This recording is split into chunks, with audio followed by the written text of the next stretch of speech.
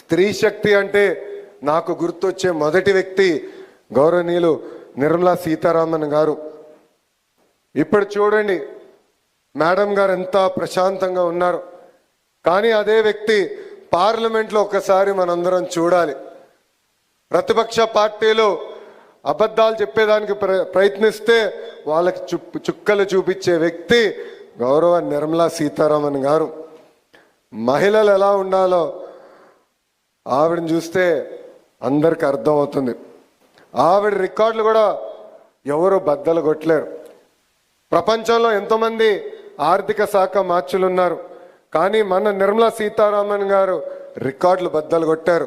వరుసగా 8 కేంద్ర బడ్జెట్లు మేడం గారు ప్రవేశపెట్టారు. ఆవిడ జీవితం మనకొక పాఠం. లండన్లో హ్యాబిటేట్ అనే ఒక హోమ్ డికోర్ స్టోర్లో ఆమె ప్రొఫెషనల్ కెరియర్ ప్రారంభిస్తే 2008లో బీజేపీలో చేరి అధికార ప్రతినిధిగా రాజకీయ ప్రస్థానం చేశారు. కేంద్ర రక్షణ శాఖ మంత్రి, కేంద్ర ఆర్థిక శాఖ మంత్రి కూడా మేడం గారు అయ్యారు. Forbes magazine the world's 100 most powerful women list ప్రకటిస్తే వరుసగా 6 సార్లు నిర్మలా సీతారామన్ గారు ఆ లిస్టులో నిలబడ్డారు.